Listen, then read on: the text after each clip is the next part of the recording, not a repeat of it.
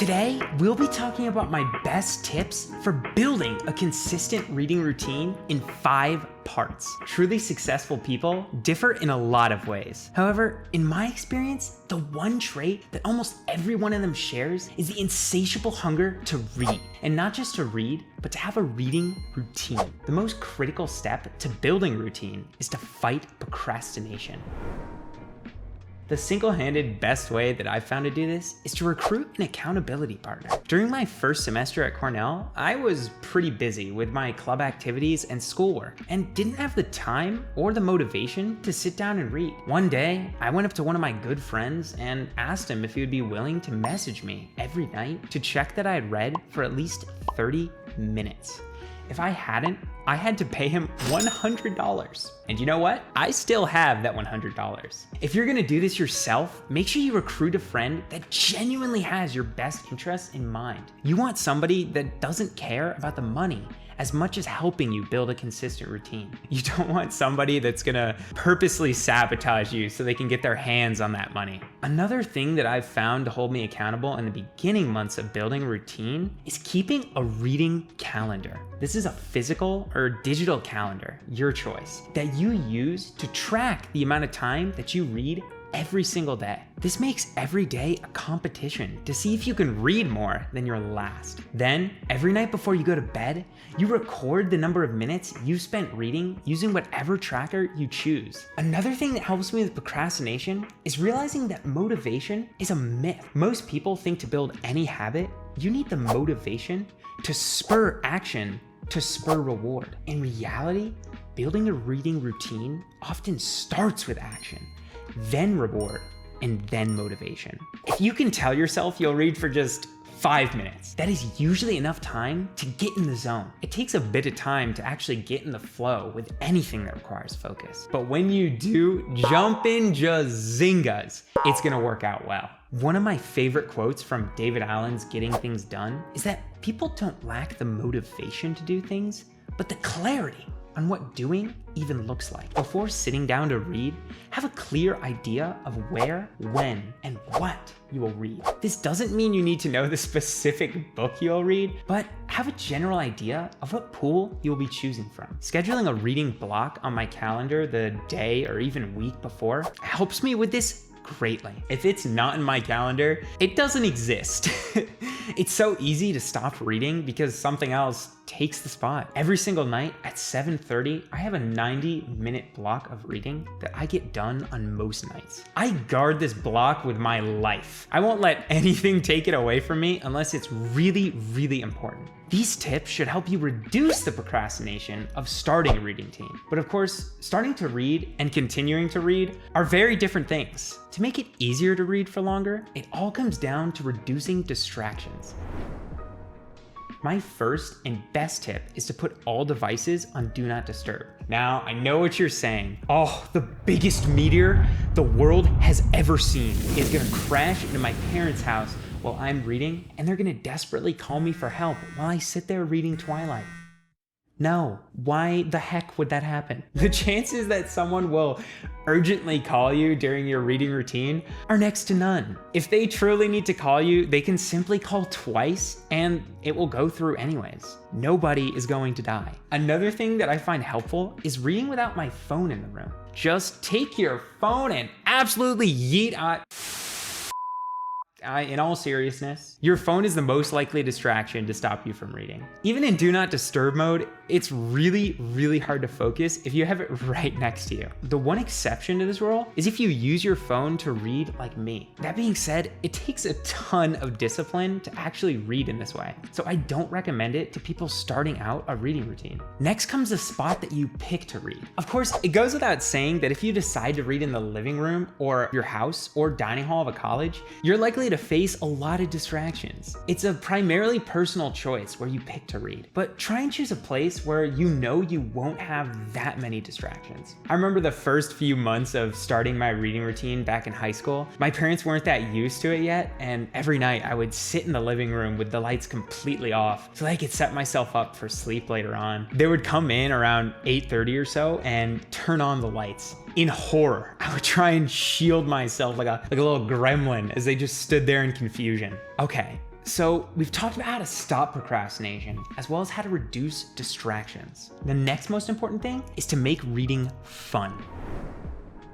One thing that makes reading fun is connecting it with knowledge you've learned in the past, with knowledge you're learning now.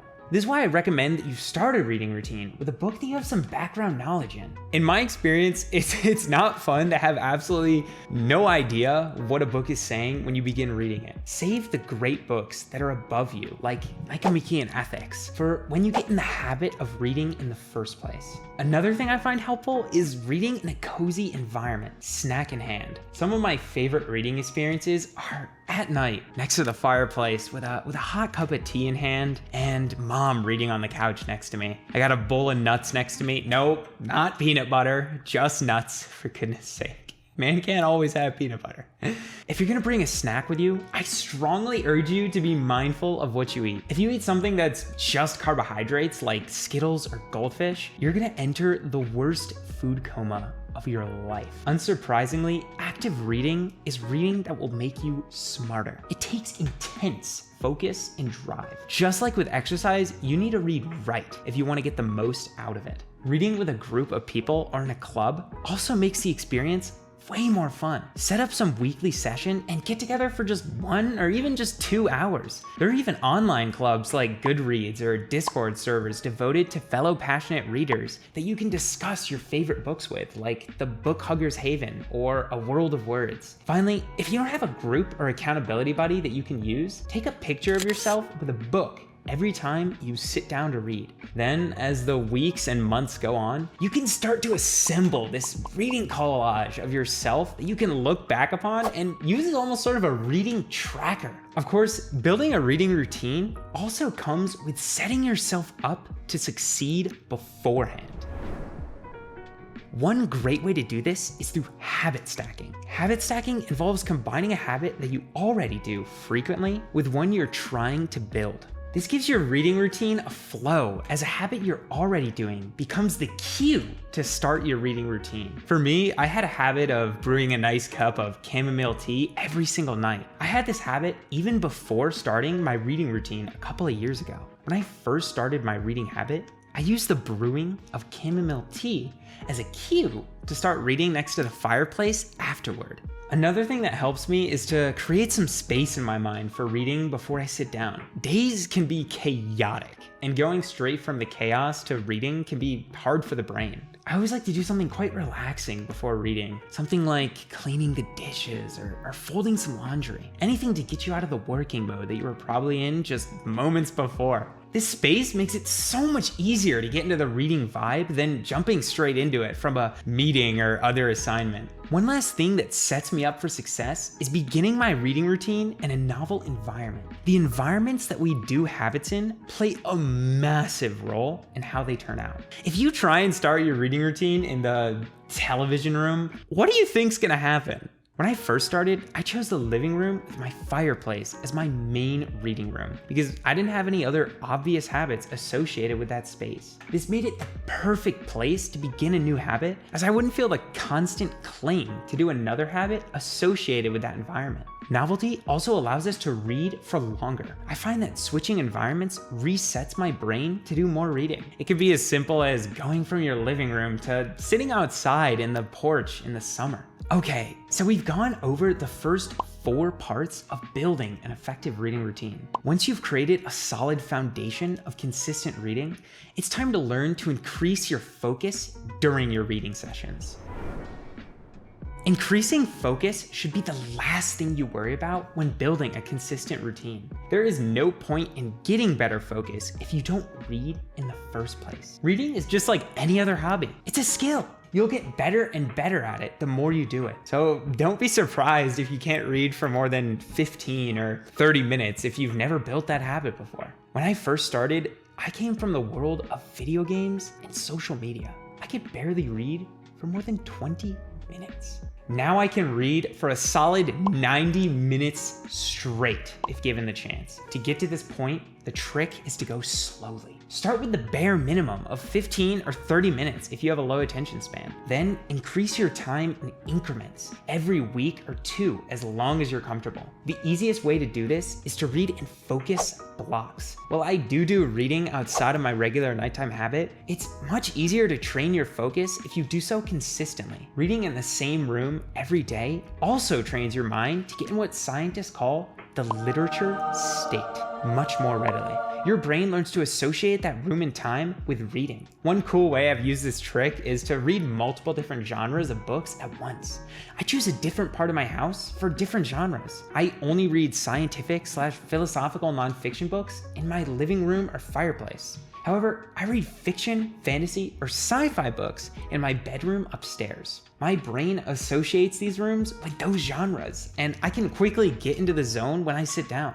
Another thing that helped me was learning if I was a night or morning person. Without a doubt, I'm a morning person. Some of my friends still gawk at the fact that I get up at 6 a.m. every day and get to work. I get some of my best writing done in the morning. I like doing it then because it's before anyone is up, and I can do so with almost no distractions. Usually during the afternoon, the day's chaos is absolutely unfolding, and there's no way I'm getting any good reading done. In the evening, however, I shift to more a consumption and relaxation mindset. And most people are also winding down their days. This makes it the perfect time for me to read. Of course, this could be different for you, so try and figure out what times of days you're most busy or focused, and craft your reading routine with that in mind. Finally, my last tip to focus more during reading is to make it active. Most people read passively. They go book by book, absorbing information, but never doing anything with it. Ultimately, one of the reasons I love reading so much is it helps me pursuing what I want to do in my life. Stop reading passively, but rather read with a pen in hand. This simply means taking notes while you're reading. Highlight sentences or passages that resonate with you. Summarize key points and create notes saying what a passage means to you in your own words. Not only will this make you able to focus better during your reading, as you have a mission, also make you get more out of the books that you are reading. Be sure to check out my video on which reading medium is the best. This will give you an idea of which reading medium you should start with to build your reading habit. As always, have a fantastic day, and bye-bye.